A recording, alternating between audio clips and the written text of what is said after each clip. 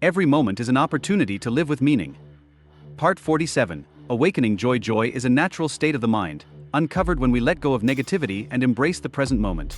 The Buddha taught that joy arises not from external conditions but from within. Cultivate joy by practicing gratitude, mindfulness, and loving kindness. Be mindful of opportunities to practice kindness each day. Offer encouragement, lend a helping hand, or simply listen with compassion. These actions, though seemingly small, carry immense significance. The ripples of kindness extend beyond the present moment, leaving a legacy of love and connection. Part 70. The journey within. The Buddha's teachings ultimately guide us inward, to the depths of our own minds and hearts. The answers we seek are not found in the external world but within ourselves. Through meditation, reflection, and mindful living, we embark on the journey of self-discovery. We uncover our true nature, untethered by fear, ego, or illusion. The journey within is the most profound adventure, leading us to wisdom, peace, and the realization of our interconnectedness with all life. Part 71. Living with integrity and honor. Integrity is not just about being truthful, but also about being honorable in all our actions. Part 53. The energy of generosity. Generosity, or dana, is a cornerstone of the Buddha's teachings. It begins with giving material support but extends to sharing time, knowledge, and kindness. The act of giving, when done selflessly, transforms both the giver and the receiver. It softens the heart, cultivates gratitude, and reminds us of our interconnectedness. As you practice generosity, observe how it enriches your spirit and inspires those around you. The smallest act of giving can create ripples of positivity that reach far beyond what you can see. Part 54. Finding wisdom in solitude. Solitude offers a space for reflection and self-discovery.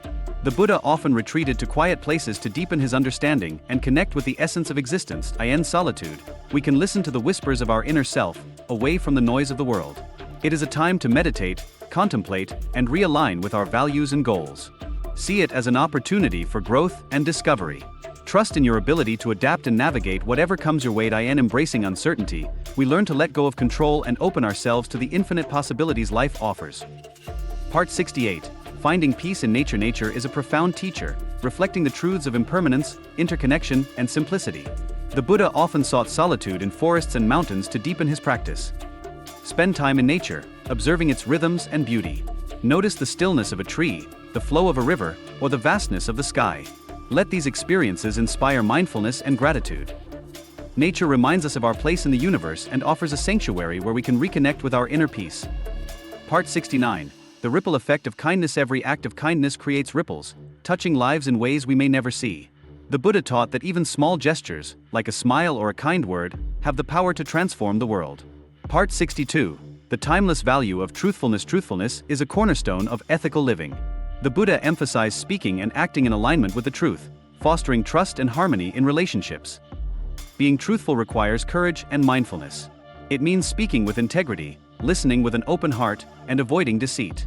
However, truthfulness also involves kindness, sharing truth in ways that do not harm but uplift. In truthfulness, we find clarity and freedom, as it aligns us with a natural flow of life and strengthens our connection to others. Part 63. The gift of being present. The present moment is the only reality we truly have. The Buddha's teachings invite us to let go of regrets about the past and worries about the future, anchoring our awareness in the now. Practice being fully present by focusing on your breath, observing your surroundings, or engaging deeply in what you are doing. Notice how this simple act transforms ordinary moments into extraordinary ones. It's about finding balance within, regardless of external circumstances. Take time each day to connect with your inner stillness. Through consistent practice, this peace becomes a refuge, a steady flame that lights the way even in darkness. Part 57. The interconnectedness of all beings. The Buddha taught that all beings are interconnected, like threads in a vast, intricate web. Our actions, thoughts, and intentions impact not only ourselves but the world around us. Reflect on how your choices influence others and the environment. Practice compassion and responsibility, knowing that even small acts of kindness contribute to the greater good. This understanding of interconnectedness fosters empathy, reminding us that we are never truly separate but part of a larger whole. Part 58. Overcoming doubt with faith. Doubt is a natural part of the spiritual journey, but the Buddha encouraged us to cultivate faith, not blind belief but trust based on experience and wisdom. When doubt arises, turn to the teachings, the Sangha, or your own inner insight for guidance. Reflect on past moments of clarity and progress, and let them reaffirm your path. Faith is a light that dispels the shadows of uncertainty, guiding us steadily toward truth and liberation. Part 59. The joy of simplicity. Simplicity brings clarity and contentment. The Buddha lived a life of minimalism, teaching that true happiness is found not in excess but in appreciating what we already have. Simplify your life by letting go of unnecessary possessions, commitments, and distractions. Focus on what truly matters: relationships, self-care, and meaningful pursuits. In simplicity, we discover a profound joy that comes from living authentically and mindfully. Part 60. Awakening to Enlightenment. The journey of the Buddha culminates in enlightenment, a state of ultimate liberation and peace. While the path may be long, each step brings us closer to this awakening. Let go of a single worry, a judgment, or a possession. Notice the lightness and freedom it brings. The more we practice, the more liberated we become. Part 66. The joy of loving kindness. Loving kindness, or metta, is the practice of extending goodwill to ourselves and others. The Buddha encouraged cultivating this quality through meditation and daily interactions. Begin by silently repeating phrases of kindness: "May I be happy. May I be healthy. May I be safe." Then extend these wishes to loved ones, strangers, and even those you find difficult. Loving kindness dissolves barriers, replacing judgment with understanding and hostility with compassion. It is a boundless force that nurtures both the giver and the receiver. Part 67. Embracing uncertainty. Uncertainty is an inevitable part of life. The Buddha taught that by accepting impermanence and the unknown, we free ourselves from fear and anxiety. Rather than resisting uncertainty, lean into it with curiosity. This doesn't mean abandoning relationships or responsibilities, but releasing the need for control and embracing impermanence. Through detachment, we gain peace and find true happiness in the present moment, without being bound by desires. Part 78. The peaceful warrior. Within, the Buddha described the true warrior not as one who seeks external conquest but as one who masters their own mind. The greatest battle is the one we fight within. To overcome ignorance, hatred, and fear. To be a peaceful warrior, we must practice mindfulness, patience, and wisdom. We cultivate inner strength by recognizing our emotions and responding with clarity, not impulse. A peaceful warrior does not react to life's challenges with aggression but meets them with compassion, determination, and a steady heart. Part 79. The joy of generosity without expectation. Generosity, when given freely without expectation of return, is a powerful way to cultivate spiritual growth. Part 76. The path of non-violence. Non-violence, or ahimsa, is one of the central tenets of the Buddha's teachings. It means not causing harm to any living being, whether through our actions, speech, or thoughts. Violence, whether physical or verbal, creates separation and suffering. Non-violence calls us to treat all beings with kindness, respect, and empathy, understanding that every life is precious.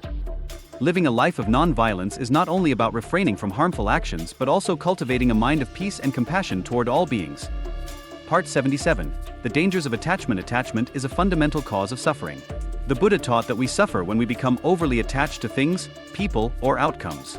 Attachment creates a false sense of security and prevents us from experiencing the freedom of the present moment.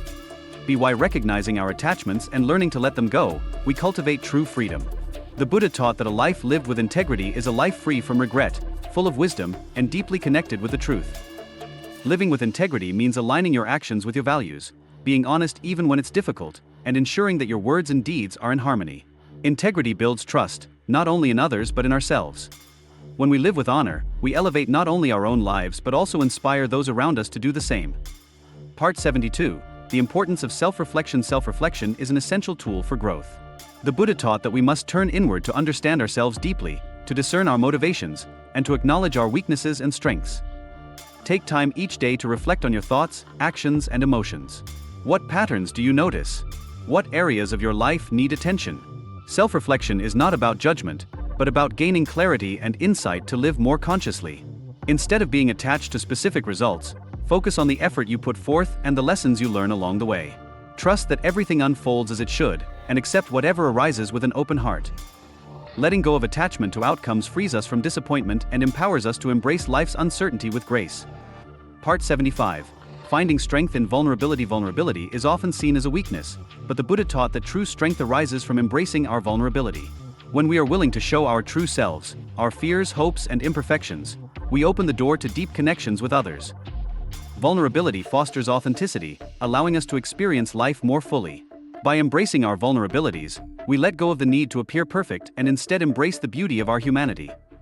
Through vulnerability, we find strength, courage, and the ability to transform our experiences into sources of growth.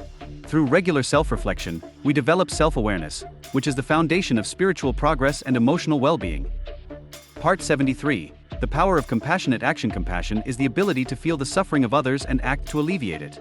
The Buddha taught that compassion is not passive, it is an active force for healing in the world. We can practice compassionate action by listening with empathy, offering a helping hand, or simply being present for someone in need. The key is to act with a heart full of love, understanding that our actions, no matter how small, can make a difference.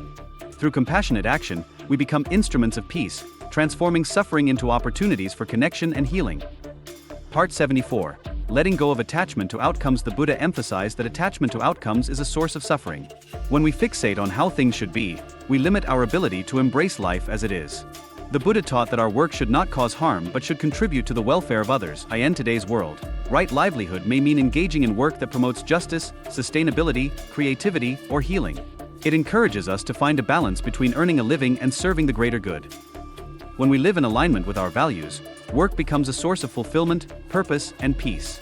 Right livelihood enables us to live ethically and contribute to the well-being of society.